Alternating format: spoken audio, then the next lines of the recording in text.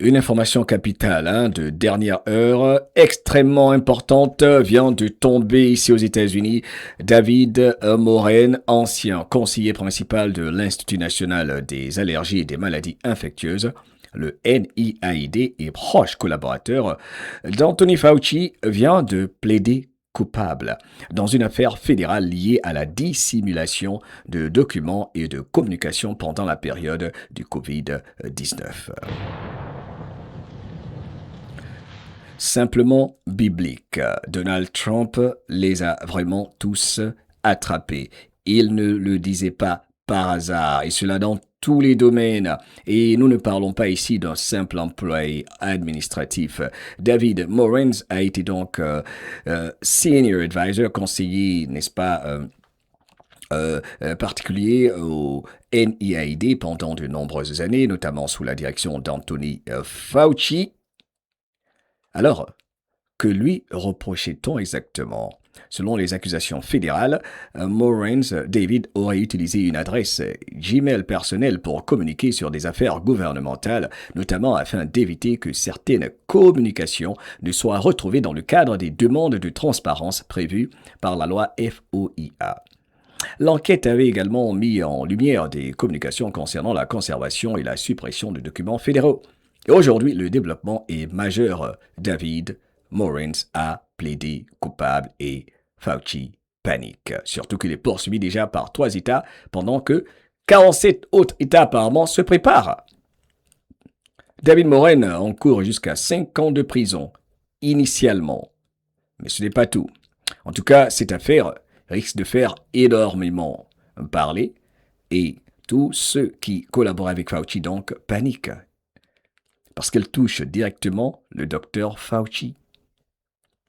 Et surtout la question de la transparence gouvernementale pendant le Covid-19. Pendant des années, le public, les journalistes et le Congrès ont cherché à comprendre quelle communication avait réellement eu lieu au sein des agences fédérales, notamment autour des recherches sur le Corona Circus et de l'origine de la pandémie, et l'utilisation de comptes personnels pour contourner les mécanismes de conservation des documents fédéraux qui soulèvent évidemment de très très graves questions. En 2024, déjà donc, une enquête parlementaire avait identifié des milliers de pages de communication et accusé David Morens d'avoir utilisé son adresse personnelle pour éviter les demandes du département de la justice et d'avoir supprimé des documents gouvernementaux. Et maintenant, 2 ans plus tard, il plaide coupable. Alors forcément, une question revient immédiatement. Fauci, immédiatement, donc Fauci le prochain. Qu'en pensez-vous? Sérieux? Abonne-toi, partage, moi c'est moi Medialo, pour vivre ensemble le grand nettoyage mondial, le grand réveil mondial. Au fait, ça c'est le document officiel sur le site justice.gov du département de la justice, ok? Là vous pouvez voir le dossier, ok? Pour comprendre, pour voir tous les détails. Ok, là, en gros, il résume la raison pour laquelle il a plaidé coupable. Il ne pouvait s'échapper. En gros, là, rapidement, il disait un employé de l'Institut national des allergies et des maladies infectieuses faisait l'objet d'une inculpation pour rôle dans une manœuvre visant à contourner les demandes formulées au titre de la loi sur la liberté d'information, donc FOIA, concernant des subventions de recherche sur la pandémie. Bref, il est âgé de 78 ans selon le département de la justice et originaire de Chester, l'État du Maryland, et est accusé de complot contre les États-Unis. Alors ceci est très grave. Le département de la justice parle de complot contre les États-Unis. C'est un acte de haute trahison. Intéressant. Il est accusé également de destruction, altération ou falsification de documents dans le cadre d'enquêtes fédérales, de dissimulation, retrait ou mutilation de documents, ainsi que de complicité. David Morens a occupé le poste de conseiller principal au sein du bureau du directeur. Vous pouvez aller lire ceci, les informations officielles, mais il a plaidé coupable aujourd'hui. Il ne peut pas s'en sortir. On a Bolton, le gros traître, qui a plaidé coupable. Fauci poursuivi. L'un de ses plus proches collaborateurs et conseillers principaux qui a plaidé coupable. Quelle époque pour être vivant. Donc, ces allégations, continue le département de la justice dans son rapport, témoignent d'une grave trahison de la confiance publique à un moment où le peuple américain en avait le plus besoin, au plus fort d'une pandémie mondiale, a déclaré le procureur général par intérim Todd Blanche.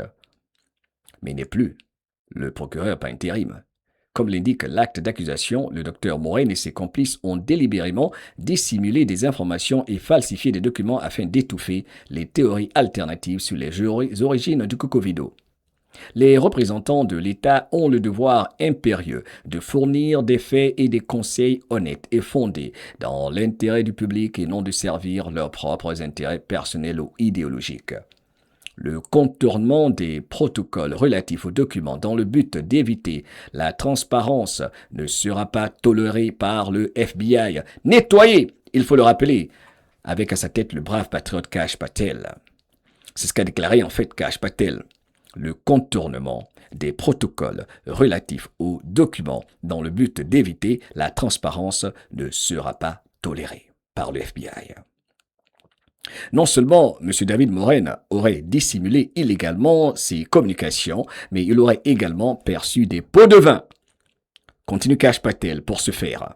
Si vous avez participé à un complot contre les États-Unis, nous ne cesserons pas nos efforts tant que vous n'aurez pas répondu de vos actes devant la justice. Lorsque des agents publics contournent délibérément la loi pour soustraire leur communication au regard du public, ils sapent la confiance de ce dernier ainsi que l'intégrité de nos institutions. Cela était particulièrement vrai durant la pandémie, permettez-moi, du Cocovido, période où la transparence était plus que jamais nécessaire, a déclaré également la procureure fédérale Kelly O'Hayes pour le district du Maryland. Nos services en particulier continueront donc de poursuivre tous ceux qui cherchent à se soustraire à leurs obligations légales à des fins personnelles. Les agents publics qui méconnaissent leurs obligations légales compromettent la transparence qui garantit la solidité de nos programmes fédéraux. La mauvaise gestion délibérée et la dissimulation de documents dans le cadre d'une enquête fédérale ne constituent pas seulement un manquement au devoir, mais une trahison de la confiance publique. Donc, trahison! Vous pouvez aller lire ce document, n'est-ce pas, où tout est détaillé. C'était l'inculpation et il a plaidé coupable aujourd'hui. C'est annoncé partout. Là, c'est Benny Johnson qui a fait l'annonce. Regardez, il vient de faire l'annonce là à 16h33 en ce 18 août 2026. Là, c'est l'article de CBS. Tout le monde est là-dessus. Ça, c'est grave. C'est foutu pour Fauci. Là, tout le monde se dit, alors là, c'est foutu. Si lui, il a plaidé coupable, il va chanter comme un oiseau. Fauci est foutu. Quelle époque pour être vivant et que jamais ta liberté ne s'arrête là où commence la peur de celui ou celle qui refuse de faire ses recherches, d'écouter son cœur et de tirer ses propres conclusions. En fait, n'oublie pas de visiter ce groupe de voyous là, de visiter mohameddiallo.com pour tout ce que tu as raté. Et le plus important, nos enfants sont en train d'être sauvés. Abonne-toi, partage, I love you. Et comme d'habitude, abat les jaloux, les hypocrites. Tu n'es pas n'importe qui, n'écoute pas n'importe quoi. I love you.